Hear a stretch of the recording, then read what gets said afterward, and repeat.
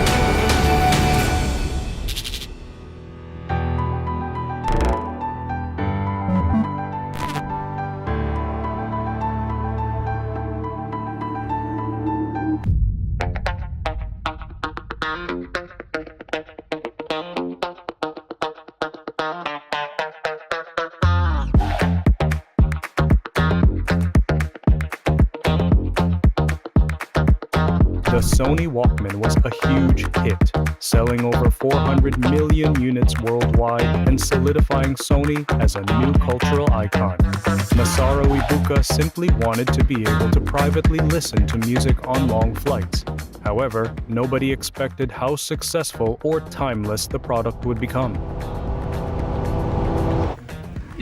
Many people started to use this Walkman recording even for the conference. Yes, that's right. Yeah. Yes, it's an ideal call. We started from very, very small company, and we found unless we produce or we make different product, unique product with our technology, we thought we cannot compete with this giant. That's why we have been trying to be unique and different from others.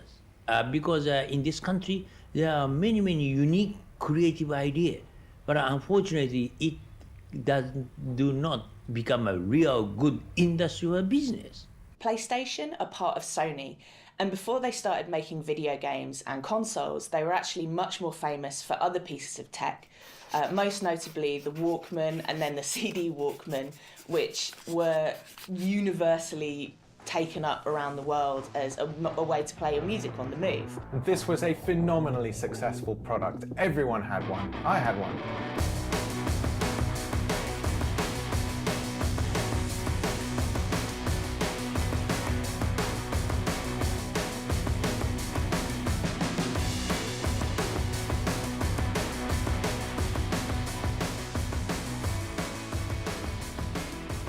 During this time, arcades and video games were on the rise, with companies such as Nintendo and Atari leading the race in the gaming market. Though it could be profitable, the gaming market was also highly oversaturated, and Sony chose to avoid the race altogether, focusing on their hardware.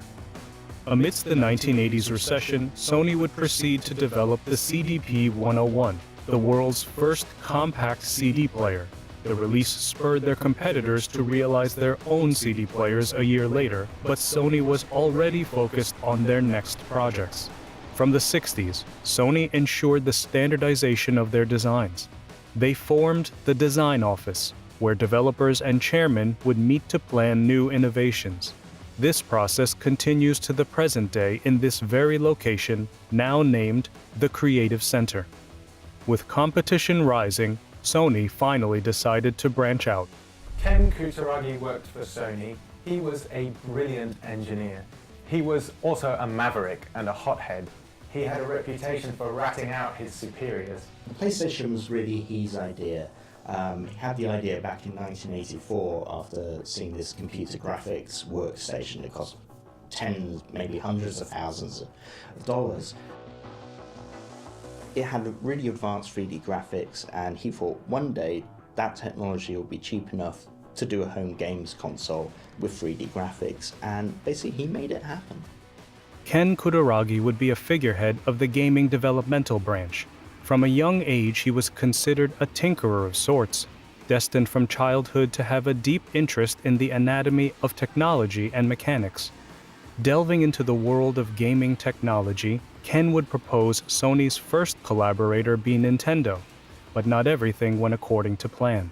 So in the 1980s, around about, Sony was mainly an audiovisual company. It hadn't really delved all that much into video games. The sound chip was one of the things that made the Super Nintendo Entertainment System so successful. The sound was incredible for a video game console at that time, and so Nintendo were really keen to carry on with that success. They wanted Sony to develop a CD-ROM peripheral for the Super Nintendo Entertainment System. They wanted Ken Kutaragi to do it. So he befriends Nintendo, he creates a chip to do the sound for the Super Nintendo console, and then he strikes a deal with Nintendo to create the PlayStation. And this is not the PlayStation we know. This PlayStation was going to be a hybrid of the Super Nintendo. You could plug in the cartridges, but it would also run CD-ROM games created by Sony. So in 1991, Sony very proudly announced that they were working with Nintendo to develop this CD-ROM peripheral, but Nintendo was worried that Sony were going to take over their video game console. And so Nintendo very publicly betrayed them.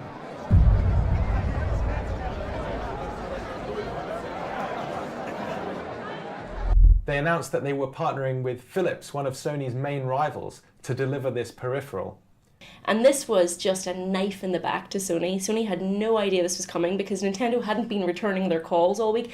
Sony had already announced that they were partnering with Nintendo, so that made them look quite foolish. Sony was really upset at this betrayal. Nintendo's problem with Sony was that Sony was starting to expand into movies, into TV, into music. So Nintendo was starting to worry that Sony's ambitions weren't just about supplying hardware to Nintendo, it was actually planning to launch its own games console. Now, at the time, Sony wasn't planning to, but Ken Kutaragi wanted it to. So it was Ken Kutaragi's plan, it wasn't Sony's plan at the time. Sony saw Nintendo as this kind of toy company, really. So the idea that this small toy company would betray it so publicly and team up with a foreign rival, Philips, really angered Sony. It was kind of, it's not how business is done in Japan. And that helped Ken to persuade them to develop their own video game console as a kind of revenge on Nintendo. Nintendo's betrayal was a shock to Ken and the heads at PlayStation. Nintendo opting for a different manufacturer enraged Sony, and in 1994, the Sony PlayStation was released. From the start, the PlayStation would be seen as a powerhouse, selling over 102 million units worldwide, massively outselling the Super Nintendo and putting Sony in the running for the highest-grossing manufacturer from a single release. When the PlayStation first came out in 1994, it was up against Sega's Saturn. So those were the two rivals at the time. Nintendo's console was still a couple of years away. So Saturn was, like the PlayStation, kind of a CD-ROM based console. Sega originally wanted it to be a 2D graphics powerhouse, and saw what Sony was doing and kind of slapped in some 3D graphics later. So, they were kind of trying to. You are approaching Saturn. You are only seconds away. I have arranged for you to meet my companion. In May 1995, at the first Electronic Entertainment Expo, E3, there was a huge amount of buzz around the Sony PlayStation. The Sony PlayStation was due to be released in the North American market that year. Sega had its big kind of press conference, and it decides it's going to trip up Sony by announcing that the Saturn is going to cost $399 and it's launching today in selected retailers. Now, this seemed like a great move at times. Sega thought, right, we've really got Sony now.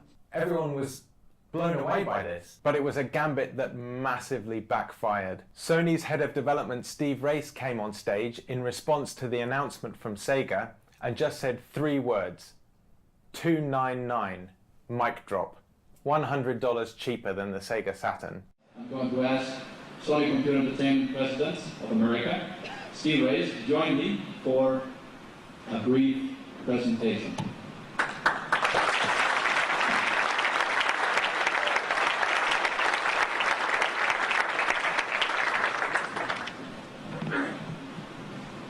$299.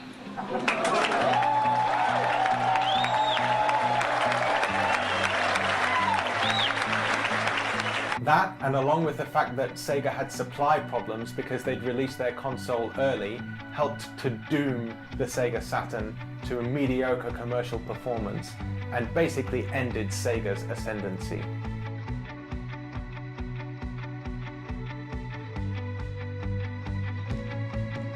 The first PlayStation console, the PlayStation 1, came into a market that was starting to really boom in home gaming.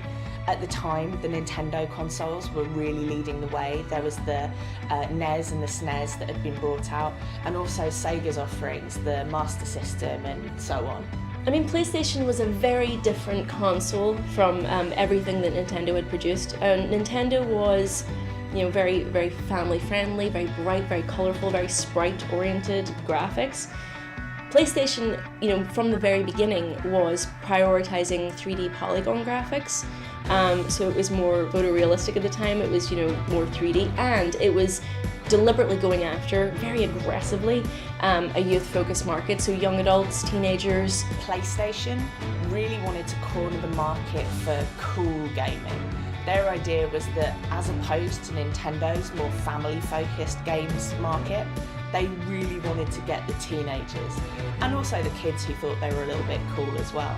PlayStation's advertising was very different to your typical video game ads. So its very first ad in Japan was this kind of grimy looking office with all these people at their desks, banging the desk, kind of demanding they have a PlayStation.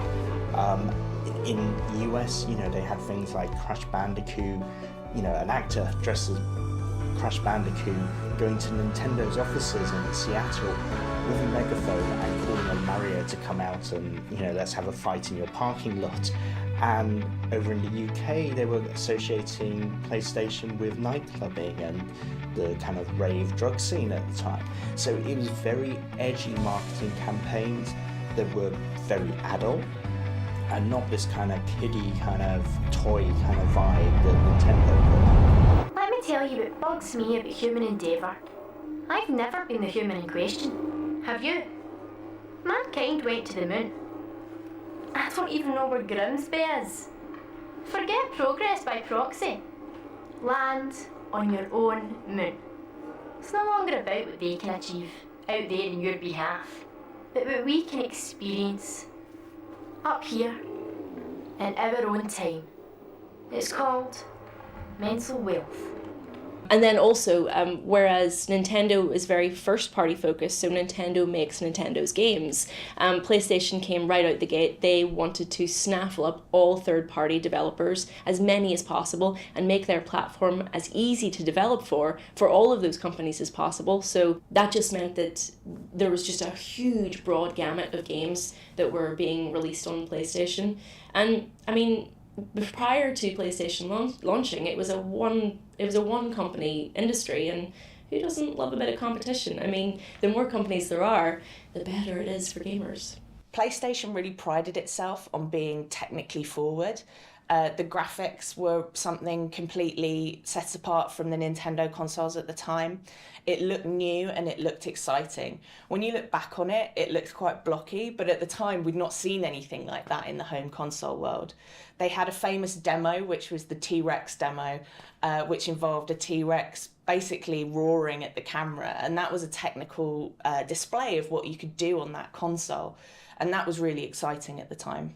The Sony PlayStation was high performance, low cost, simple to use, and they used really clever advertising to get people to buy into it.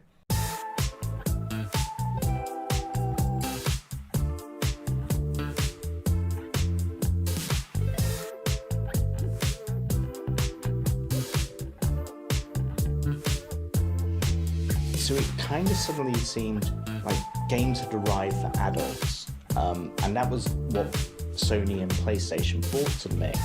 Nintendo had these very tight, restrictive, family-friendly policies about what games could be released. Sony didn't care that much, so you got things like Resident Evil and other horror games that Nintendo would run a mile from. So it really kind of changed the landscape and what people thought could count as a video game. It became acceptable to be in your early 20s playing video games, whereas before then, it's something you should grow out of by that point. Fiction is quite difficult sometimes in video games because, alright, say you're playing a game in which you fly internet spaceships around a galaxy. The spaceships aren't real, the galaxy isn't real. The people you're playing with though, and the friendships that you make there, those are as real as anything. And one of the most exciting things about how the new consoles use the internet is the possibility for all of that to expand and to have these huge worlds in your living room. When the PlayStation came out, one of the things that really set it apart is it had some amazing titles from really early on in its launch. I remember personally, as a kid, I loved to play Crash Bandicoot.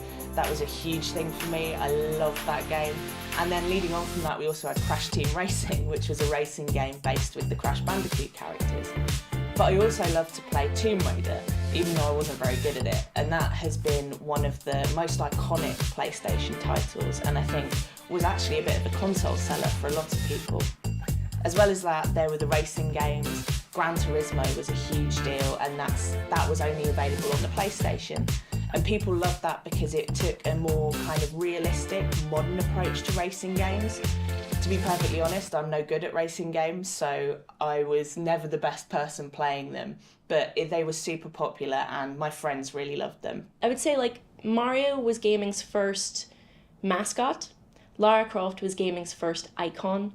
I mean, the fact that a video game character was gracing the cover of magazines, was selling, energy drinks, was being lusted after by a lot of people, it was just breaking new ground.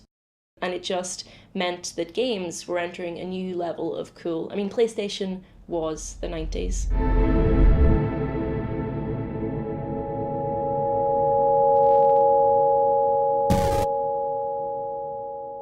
So Final Fantasy VII was a huge deal when it launched.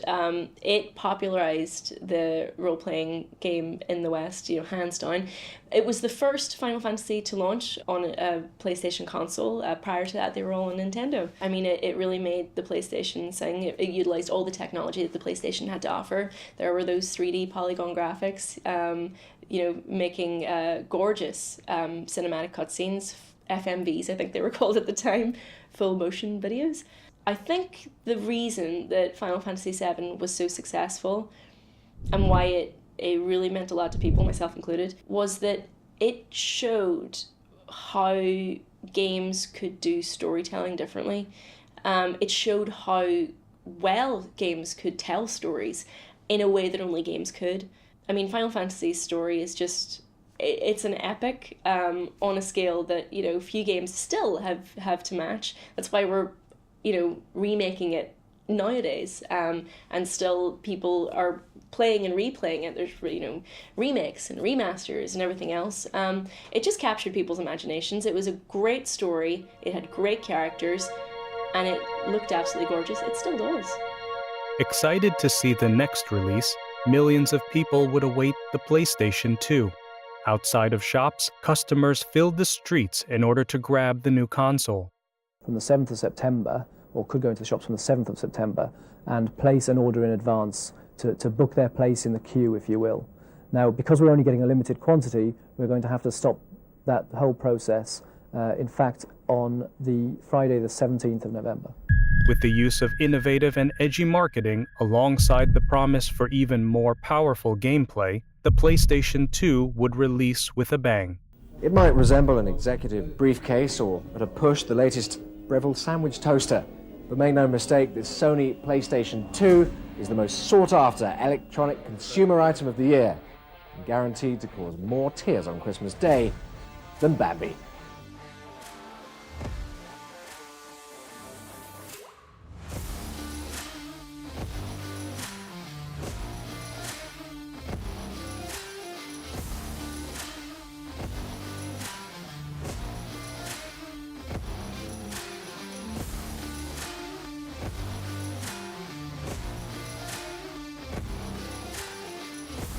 To this day, the PlayStation 2 remains the world's highest sold console, clocking in at over 155 million units sold.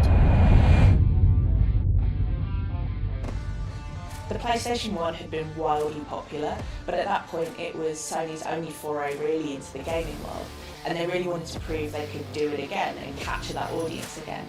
So when the PlayStation 2 came out, that was really important for them to really capitalise on what they'd done already. And the good thing was the PlayStation 2 was really advanced graphically, but also had a killer lineup of games.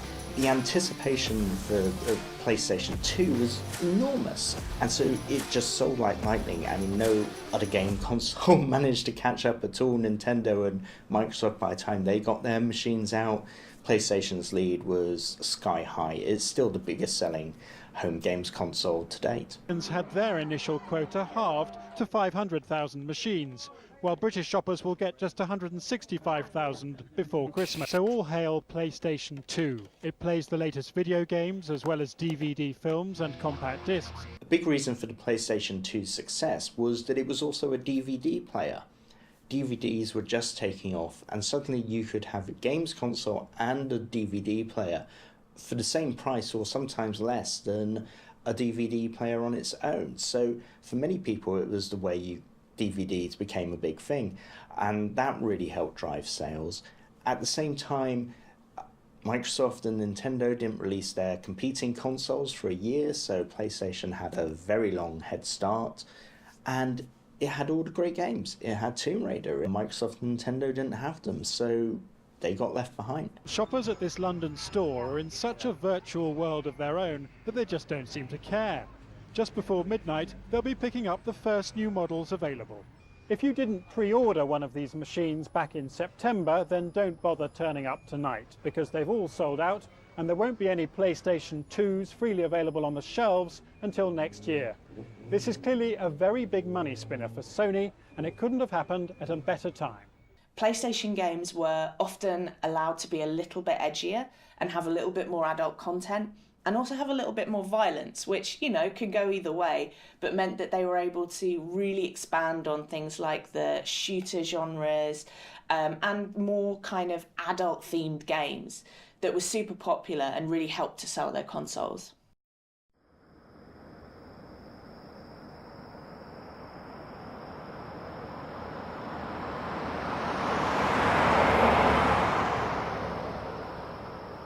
So Silent Hill was sort of psychological horror game.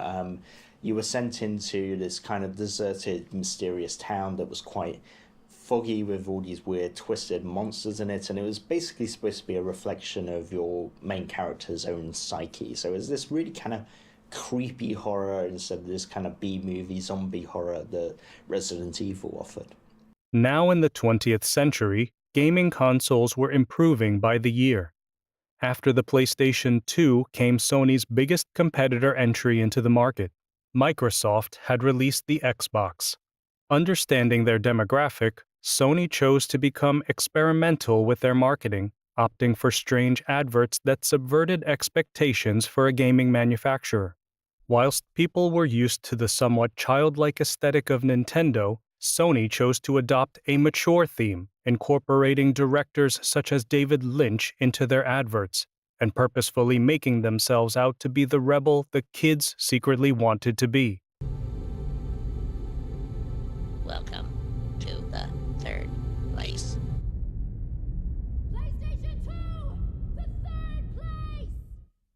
2004 saw the release of the massively successful Nintendo DS, a repercussion of Nintendo's continuous efforts to branch into the handheld market to great degrees of success.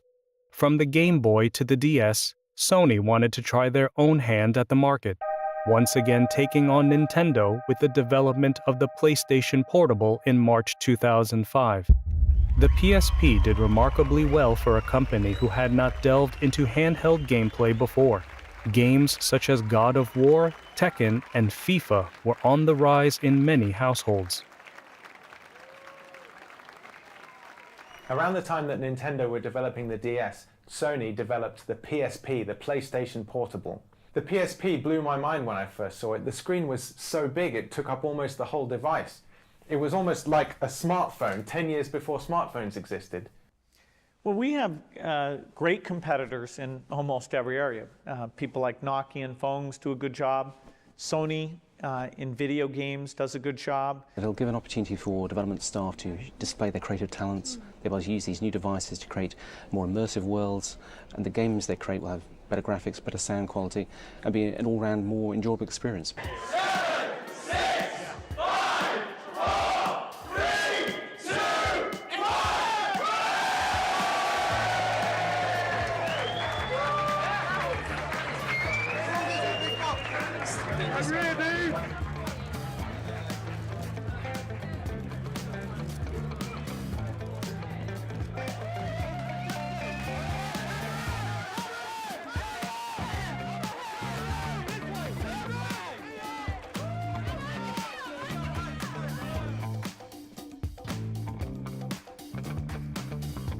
The PlayStation 3 was considered a strange decision by many.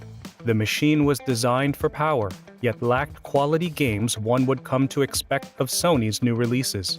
So in 2006, Sony wanted to release the follow-up, the PlayStation 3, but the release of the PS3 did not go well. So PlayStation were really riding high after the PlayStation 1 and the PlayStation 2. Everyone was excited to see what they would have in store for the PlayStation 3, but actually that's one of the few consoles where the release at least kind of fumbled the ball a little bit. And one of the reasons for that was it was releasing into quite a crowded marketplace for gaming, and it had a very high price point. This is one of them. Dylan Scott is furious that Sony customers were only told of the problem days after criminals targeted the network. For the first 3 days I didn't know what was going on.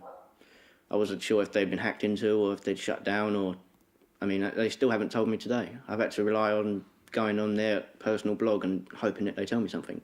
With the PlayStation 3, Sony decided it was going to create this really advanced new kind of microprocessor called the Cell, and it took years. It was incredibly expensive to do, and when they finished, the game developers who had to use this chip to actually make games found it a nightmare to use.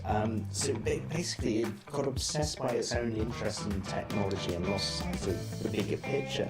They had to sell it at a really high price as well, because this was really advanced technology that was very expensive. They'd also stuck a Blu-ray player into this machine and basically hidden a PlayStation 2 inside it as well. So it is incredibly expensive compared to everything else.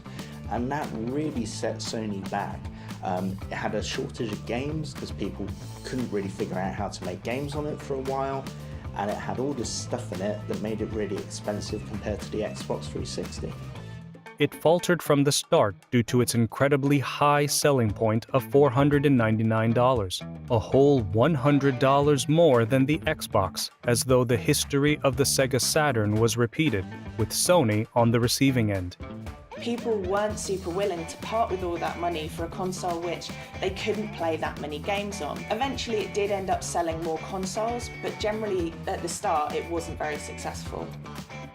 Despite critical setbacks, Sony would use this console to be the foundation for their upcoming exclusive games. The Last of Us was a groundbreaking decision for the company, bringing focus into storytelling with narrative-driven games. This would only be the start for Sony exclusives.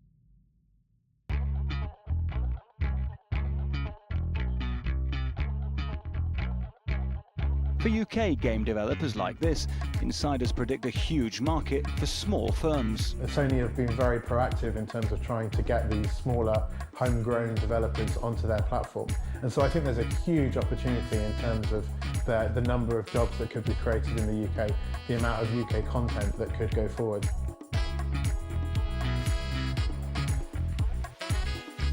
Uh-oh, come on, sweet tooth, fat princess. I love when she eats, she gets more powerful. This is awesome. By taking their previous mistakes into consideration, Sony released the PlayStation 4 with huge success, turning the tables. It was Xbox this time whose price exceeded their competitors. Andrew, there'll be millions of misspent youths because of this, and you're the man who's brought it to us.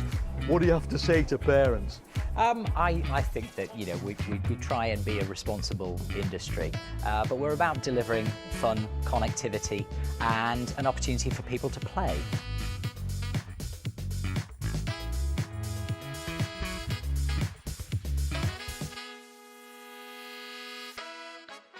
So Sony really did learn its lesson with the PS4. It put developers first. It made, dev kits very, very easy to port games to. But most of all, it made it a more, exciting place to be. The home screen was super vibrant again. It had live streaming capability. You had share buttons. You could share play, which meant you could literally be playing with someone who was on the other side of the world. You could pass the controller to them as if they were there on the sofa with you. Sony PlayStation were really keen to recapture the magic of their earlier consoles with the PlayStation 4. So they brought in Mark Cerny and a bunch of other people to really make sure that it stood out and was just revolutionary at the time. Mark Cerny was the guy they put in charge of creating the PlayStation 4. He goes back years. His career started in Atari, he worked with Sega. He has a long history in video games. Essentially, to put him in charge, Sony kind of moved control of the PlayStation architecture from Japan to America. Really it was Mark Cerny's kind of leadership and vision that created the PlayStation 4. How we use it.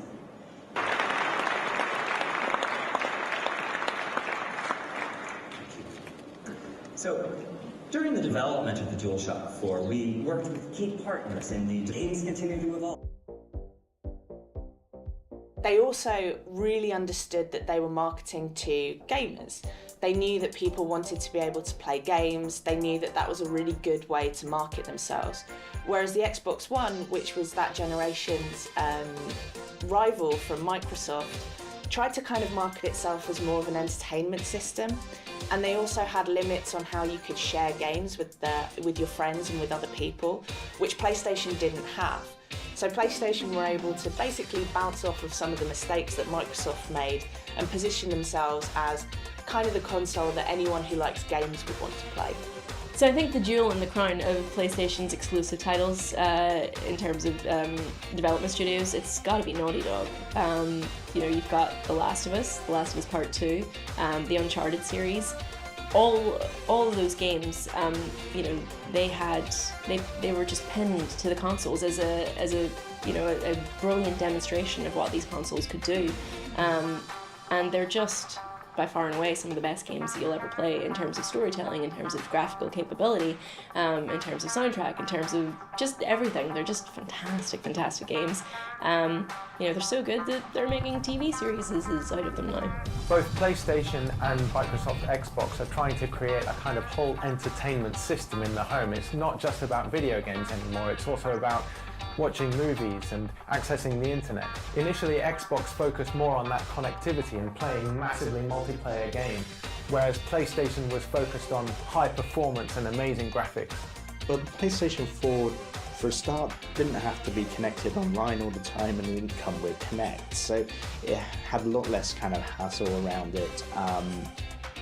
It was much more orientated towards video game players, but there wasn't, once you get below the surface, there's not a huge gulf between them technically. They are basically two PCs in a box under a TV. It's more the kind of way they were being promoted that was the real difference. I actually worked as part of a PlayStation studio for quite a few years, which was incredibly exciting to me, not only because PlayStation had been a part of my life for so long, but also because the company I worked for, Media Molecule, had originally made Little Big Planet. And when I worked in a game shop, we actually were there for the launch of Little Big Planet and Little Big Planet 2, I think.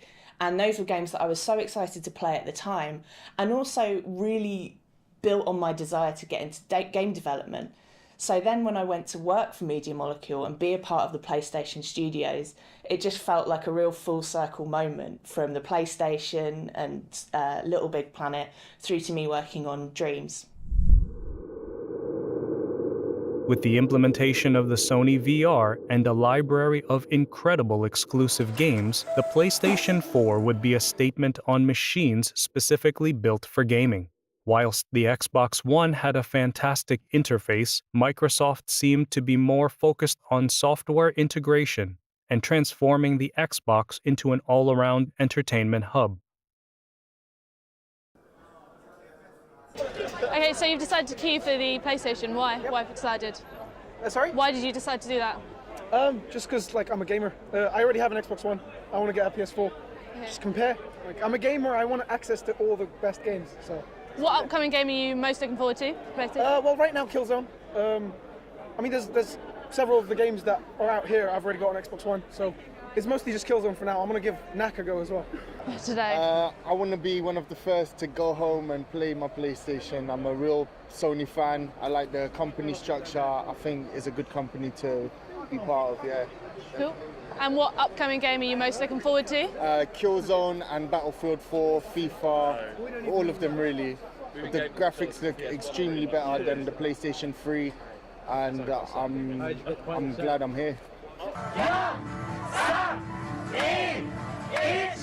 PlayStation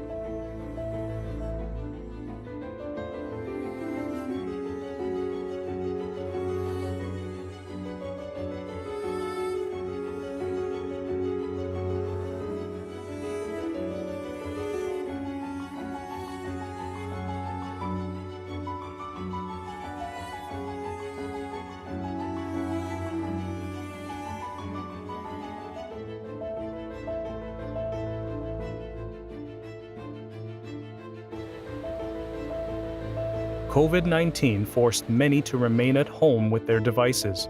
Now was more important than ever for communication and entertainment, and video games would be a vessel for it. The Nintendo Switch found incredible success in otherwise dark times. Purchases would be made to fill the void people found in their homes, and Animal Crossing: New Horizons would be their refuge.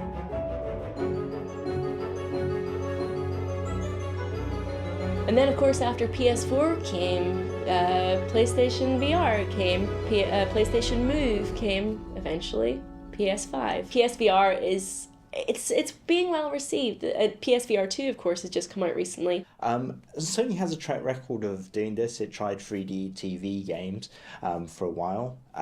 Then PlayStation also came out with the PlayStation 5, its latest console, which also has a VR headset. VR in general is super interesting because the technology is incredible. It's amazing. I've tried PSVR 2 for the first time like a week ago, and it's mind-blowing.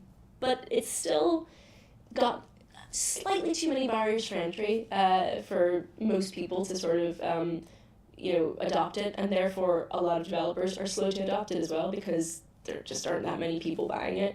So it's that strange thing of until we really get a killer app for PSVR, it may still just be a novelty.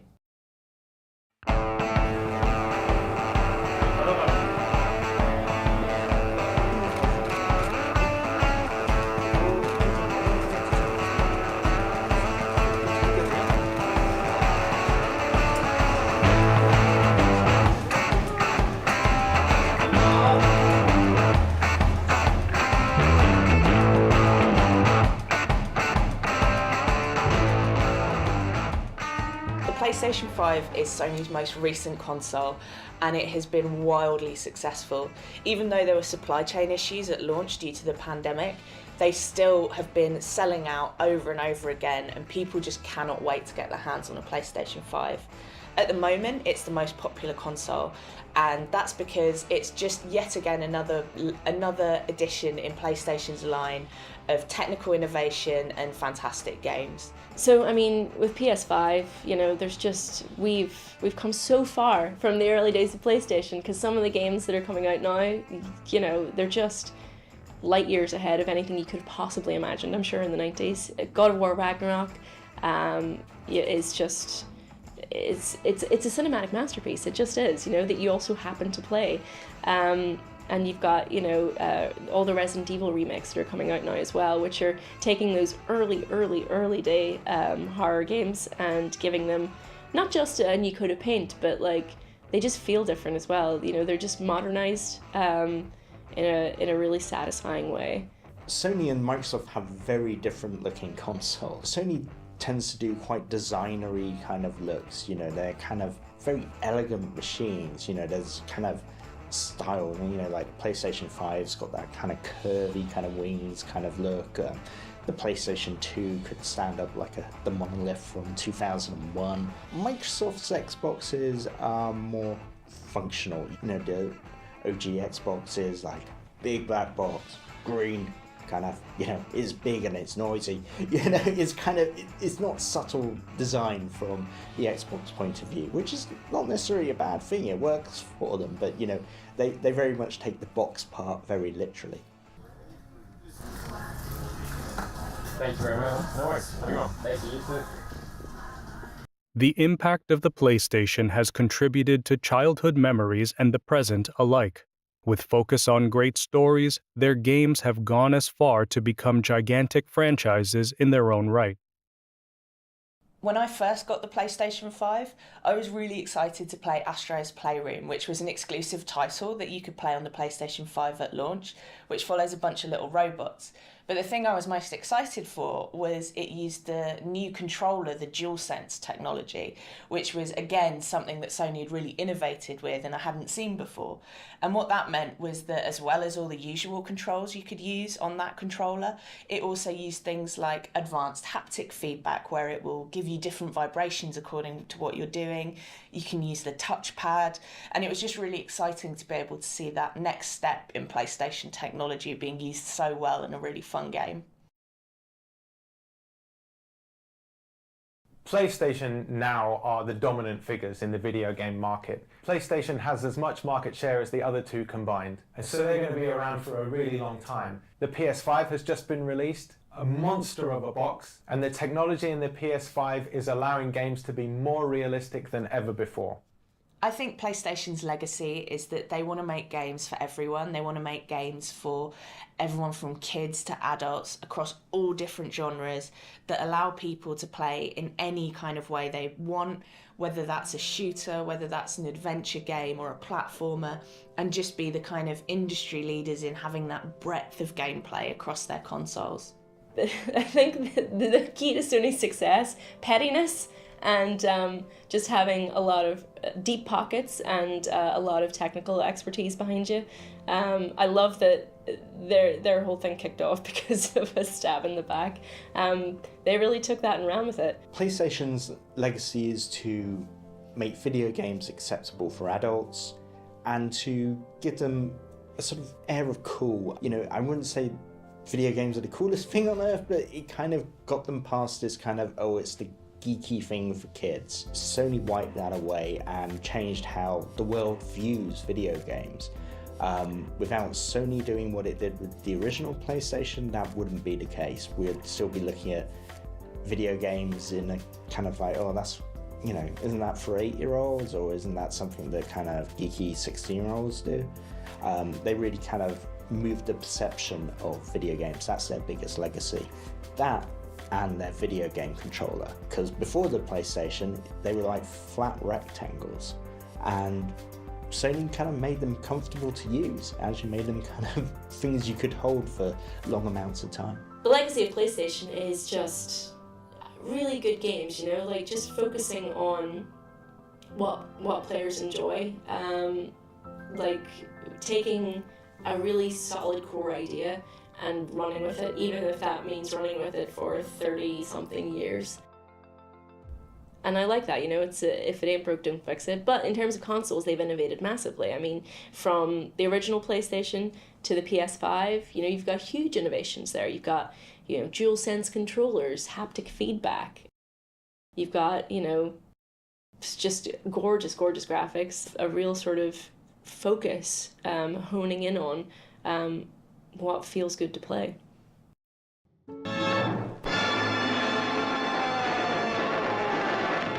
In the Pacific, in mortal combat against a fanatic foe, the Army, the Marines, and the Navy were driving to a finish fight. The Philippines... Though Japan suffered hardship, as many countries did during World War II, they were able to recover and focus on innovation. The post-war years provided the world with gaming on a mass scale. From old arcades to our finest consoles, Sony has always been at the forefront of technological innovation. They don't just provide good games or good consoles. PlayStation also provides us with hope. From nothing but war, Japan built itself from the ground up. No matter the dark times, the conflict we experience, we are always able to lift our heads, to focus on the present, to work for the future, and have a little fun along the way.